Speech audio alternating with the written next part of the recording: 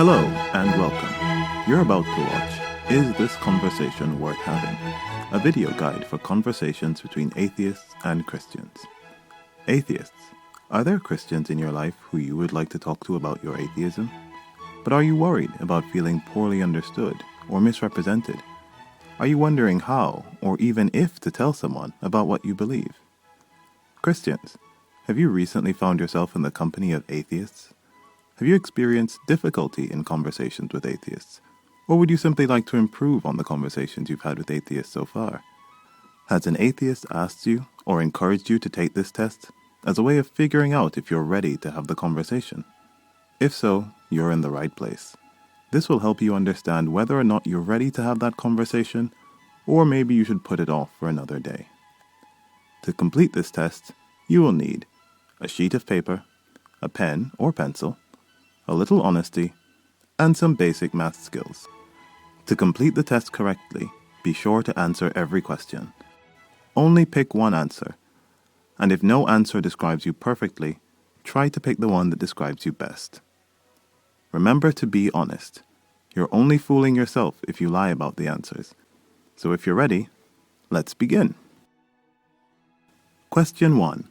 When you describe what atheists believe or disbelieve, do you generally find that most atheists agree with you and say that you have represented their position well? Do you suddenly realize that you're unsure about what atheists believe or don't believe, but you would be interested in finding out? Do you realize that you don't know what atheists believe, but you also don't care what atheists believe? That's not your concern. You know what you believe, and that's the most important part. Or do you find that few or no atheists ever agree with what you say, and many or most are offended by what you say? If you chose the blue answer, give yourself a further 4 points if you understand that atheism isn't a belief system, so atheists can believe a wide variety of things, and so you like to ask and clarify what that particular person believes. Question 2. How do you feel about this test right now? Are you cautious, maybe feeling a bit defensive, but you've decided to be a good sport and carry through with the test anyway? Are you unsure about the test, but withholding judgment until you get to the end of it? Are you eager and interested and hoping to learn something about yourself? Or are you already convinced that it's nonsense and propaganda, and you've already decided that it's not worth your time? If you chose the red answer this time, skip straight to the end of the test where you hear about what your score means. Don't bother answering any more questions. Question 3. Concerning why atheists believe what they do or don't believe what they do. Do you generally believe that that's between them and God? It's not your business and you're not interested in it. Do you suddenly realize that you have no idea why atheists believe what they do, but you're willing to listen and you're willing to believe them when they say it? Are you already aware that for most atheists it has something to do with a search for truth or accuracy? Or are you convinced that you already know what atheists believe, no matter what they may say to other people? You have no need to listen to them, or to pay any attention to what they say when they try to talk to you. If you chose the blue answer, give yourself a further 4 points if you realize that people's reasons for being atheists probably vary, and you like to ask them. If you chose the red answer, subtract a further 3 points if you believe the real reasons have something to do with just wanting to sin or rebellion. Question 4. When an atheist corrects you or tells you that something you said was wrong, for example, I'm an atheist and I don't believe what you said I believe, do you generally stop saying that thing? Do you stop saying it about that particular atheist, but continue saying it about other atheists? Do you apologize and then try to clarify what it is that that person actually believes? Do you then never repeat it to other people or to that person in any conversation? Or do you refuse to listen to what they say because, after all, you know what they really think, and atheists are liars? If you chose the blue answer, give yourself a further 4 points if you take the time to inform other Christians of what you found out. Question 5. Concerning the moral decisions of atheists. Do you generally believe that they are misguided, but they're largely the business of the atheists? Do you understand that atheism isn't actually a belief system? So atheists could be anything else, like humanists or secularists or Buddhists. do you make the effort to treat them with respect, and their moral decisions with respect as well? Do you suddenly realize that you have no idea how atheists make any moral decisions, but, as with many other things, you're willing to listen? Or, are you aware that there is no basis at all for any morality that doesn't include your God, or at least some other God? After all, if people aren't told what to do and told what's right or wrong, how could they possibly know? The moral choices of atheists must be arbitrary and based on personal preference. Question 6. Do you believe that atheists are sometimes vocal or public about their beliefs or disbeliefs because atheists like to evangelize, which is fair play? You evangelize, so the atheists can evangelize. Do you realize that you don't really care why atheists are vocal or public, but you believe that everybody has a right to free speech, so you can let them say what they want to say, so long as they let you say what you want to say? Are you aware that some religious people, Christians in particular, are very negative toward atheists and say a lot of very mean things about them? So a lot of the vocal behavior of atheists is in self-defense. After all, if people are constantly saying that you're immoral or evil, it would make sense that you're trying to tell your own side of the story. Or, do you believe that atheists are largely just trying to justify their own evil ways? They are ashamed of who they are and what it is that they have rejected, and so they need to constantly remind themselves of why they are not evil. If you chose the red answer, subtract a further 3 points if you think that atheists all secretly believe in your particular God, and are just trying to convince themselves that they won't be punished for their evil ways. Question 7. How often do you evangelize? Is it in conducive settings, such as in a wedding, places where God should be included in any case? Is it generally only at opportune moments, when people look as though they might be more receptive to the message of the good news? Is it only when you've been specifically invited to tell people about what you believe? Or on the other hand, when your beliefs are explicitly challenged, when someone says something negative about your beliefs to you? Or do you try to evangelize always? After all, God is bigger than the desires of man, and it is always a good time to tell someone about the message of God. If you chose the red answer, subtract a further 3 points from your score if you like to choose times of difficulty or sorrow, such as times when a family member or friend has died, or when some terrible thing has happened in their life. Question 8. When you evangelize to atheists, how often do you quote the Bible? Is it sparingly, and only when it seems particularly wise and convincing? Is it almost never, because you understand that atheists don't believe that everything in the Bible is necessarily true, and so quoting it at them probably doesn't convince them of anything, and might annoy them? After all, it would annoy you if a Muslim kept quoting the Quran at you. Do you quote the Bible frequently? After all, Ephesians 4 verse 25 says to speak the truth, and speaking the truth is the most convincing thing of all. Or do you try to quote the Bible almost all the time? After all, Proverbs 30 verse 5 says every word of God is true, and these are not your words, but the words of God are the words of God. Question 9. If a Christian you knew stopped believing in Christianity, would you love them anyway? People are allowed to believe what they want. Would you not want to listen to what it is that they decided or why they decided it? That is between them and God.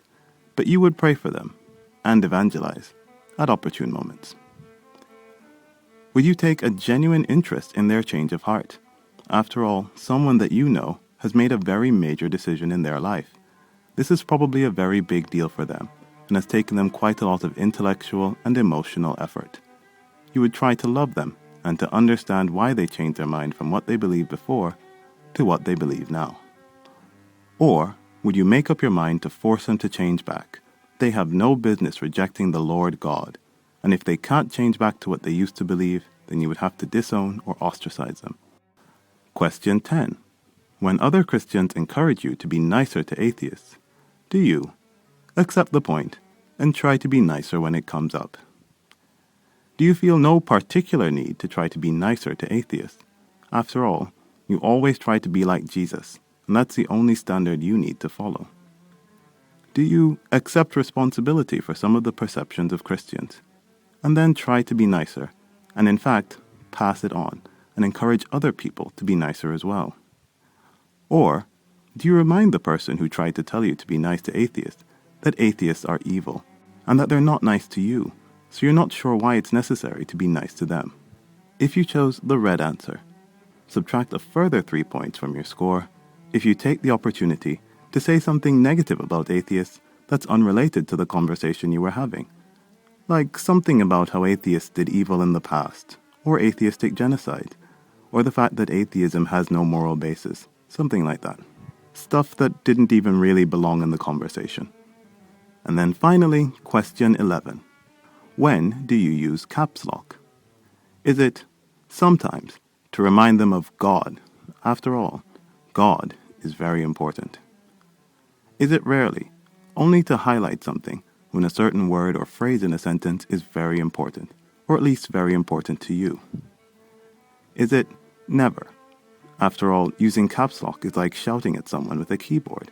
It's not very convincing, and increasing volume adds nothing if your content isn't sound, so why be rude to someone? Or is it often or always when talking about God? After all, God is incredibly important, and what you believe about God is the truth, and other people need to know what the truth is. If you chose the red answer, subtract a further point from your score if you like to use, as well as caps lock, italics, or underline, or exclamation marks. You have reached the end of the quiz. Now tally up your total score, and let's see if this conversation is worth having.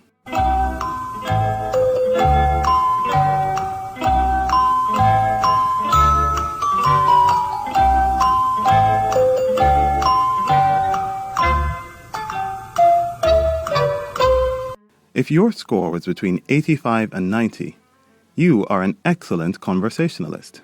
You did your homework. You are knowledgeable, even about systems that you don't belong to or beliefs that you don't hold.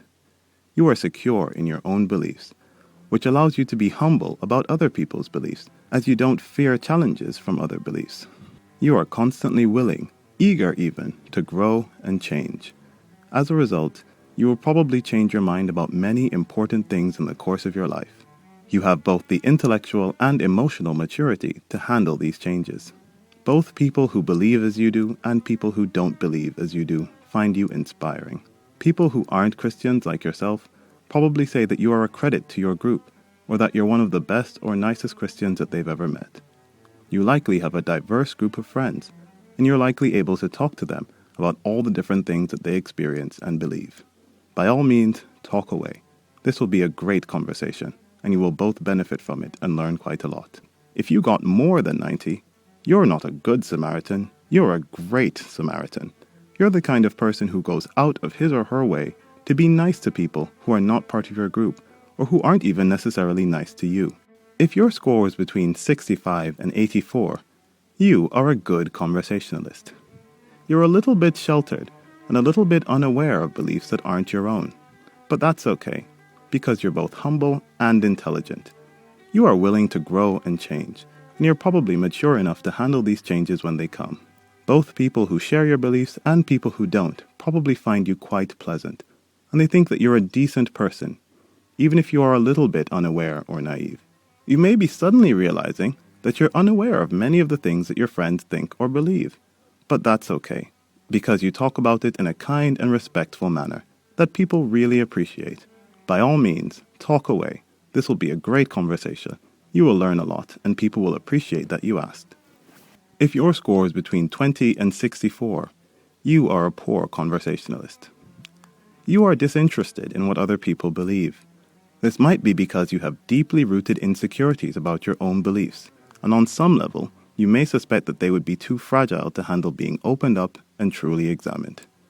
You harbor a refusal to change, but the good part is that you are at least self-aware enough to know this about yourself. As a result, you're quite fun under the right circumstances, so long as no one tries to challenge your beliefs or tell you that your beliefs are wrong. Occasionally, people might feel like they're walking on eggshells around you. But as long as your friends are a little bit patient, everything should be fine. You probably shouldn't have this conversation, but you can still find a way to be happy and content, and to coexist with other people peacefully, even if they don't agree with what you think. If your score is between 0 and 19, you are a bigot. You are ignorant of what other people believe. But this is not because you're fundamentally stupid, but because you're simply disinterested, or perhaps because you're arrogant enough to assume that you know it already, even when people tell you otherwise. You are also presumptuous enough to inform people of what they believe, even when they disagree with you.